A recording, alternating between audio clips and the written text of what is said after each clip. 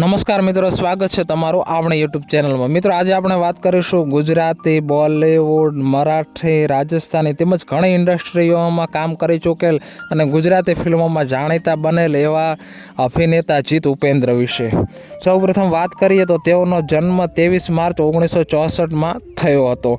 તેઓએ મલયાલમ, ગુજરાતી, હિન્દી, મરાઠી, બાંગ્લા વગેરે જેવી અનેક ભાષાની ફિલ્મોમાં કામ કર્યું છે।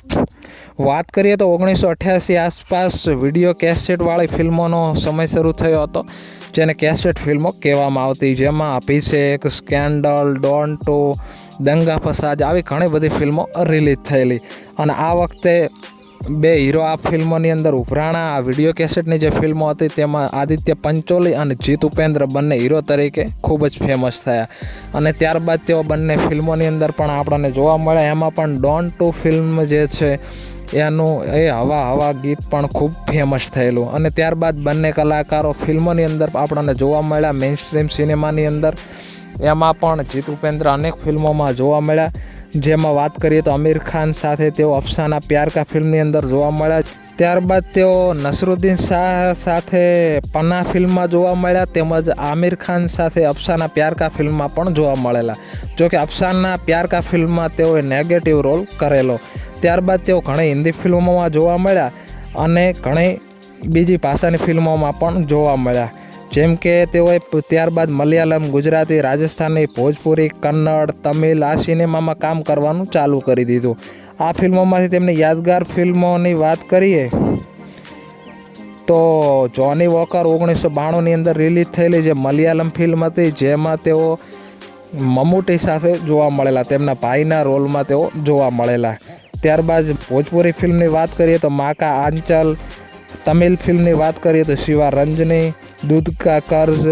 ત્યારબાદ રાજસ્થાની ફિલ્મોની વાત કરીએ તો દૂધ કા કર્જ, ઘૂમડી, ખૂન રો ટીકો વગેરે જેવી ફિલ્મો જોવા મળે છે। ત્યારબાદ તેઓએ ઘણી ફિલ્મો કરી। 1994ની અંદર તેઓ અજનબી નામના ટીવી શોમાં પણ જોવા મળ્યા હતા, જેમાં તેમની સાથે દીપ શિખા પણ જોવા મળેલા।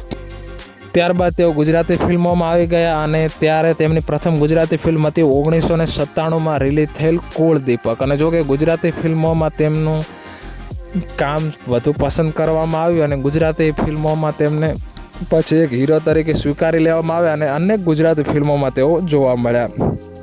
વાત કરીએ તેમની અંગત જીવનની તો તેઓએ 1994માં હિન્દી ટીવી શો કરેલ અજનબી, તેમાં તેમની સાથે જોવા મળતા હતા દીપશિખા નાગપાલ। તેમની સાથે 1997ની અંદર તેમને લગ્ન કરેલા, જો કે આ લગ્ન ફક્ત 10 વર્ષ જ ટકી શક્યા, એટલે 2007માં તેઓ છૂટાછોડા લઈ લીધેલા અને તેમનાથી તેમને 2 બાળકો પણ છે। દીકરીનું નામ છે વેદિકા ઉપેન્દ્ર અને દીકરાનું નામ છે વિવાન ઉપેન્દ્ર।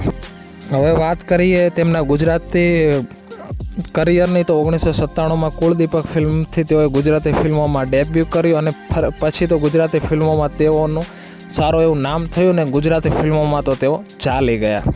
ત્યારબાદ તો અનેક ગુજરાતી ફિલ્મોમાં તેઓ આપણને જોવા મળતા જ રહ્યા, જેમ કે વાત કરીએ તો મોટા ઘરની વહુ, મૈયર મારો લાખનો, દિલ દોસ્તી ને દુશ્મની, આંગણિયા સજાઓ હો રાજ, બગાવત, દીકરો મારો, વહાલનો દરિયો, આતંક, ચક્રવ્યૂહ, ધ લેડી દબંગ, પરદેશી મણિયારો, રૂપ નાચ નચાવે, શિખંડી એવી અનેક ફિલ્મોમાં તેઓ જોવા મળ્યા। જોકે ગુજરાતી ફિલ્મોમાં તેઓ હીરો, સાઇડ હીરો તેમજ ઘણી ફિલ્મોમાં આતંક જેવી ઘણી અમુક ફિલ્મોમાં તેઓ વિલનના રોલમાં પણ જોવા મળ્યા અને ગુજરાતી ફિલ્મોમાં તેઓ ખૂબ સારા ચાલ્યા। તેમાં પણ તેમની શિખંડી નામની ફિલ્મ આવેલી, તેના લીધે તેઓ વધુ ફેમસ થયેલા અને તેમની સૌથી ફેવરિટ ફિલ્મ હોય તો તે ગુજરાતી ફિલ્મ શિખંડી છે, જેની અંદર તેઓ એક વેન્ટ્રલનું પાત્ર ભજવેલું। ગુજરાતી ફિલ્મોમાં મનોજ નથવાણી સાથે તેમની જોડી ખૂબ જામેલી અને મનોજ નથવાણી સાથે તેમની અનેક ગુજરાતી ફિલ્મો કરેલી, તેમજ ગુજરાતી ફિલ્મોમાં તેમનો ગ્રે શેડ ખૂબ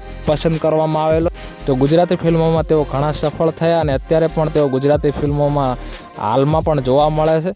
જો કે હાલમાં તેઓ હિન્દી ફિલ્મોમાં પણ ફરીથી જોવા મળ્યા, તેમાં તેમની ફિલ્મ રિલીઝ થયેલી ચટ્ટાન અને ત્યારબાદ ચટ્ટાન 2 રિવાઇવ પણ હમણાં રિલીઝ થયેલી અને ગુજરાતીમાં પણ તેઓ હવે જોવા મળતા જ હોય છે, જેમાં તેમની હમણાં તાજેતરમાં જ ફિલ્મ રિલીઝ થયેલી મુખી ત્યારબાદ આવનારા સમયની અંદર તેમની રિવેન્જ નામની ગુજરાતી ફિલ્મો પણ રિલીઝ થવાની છે.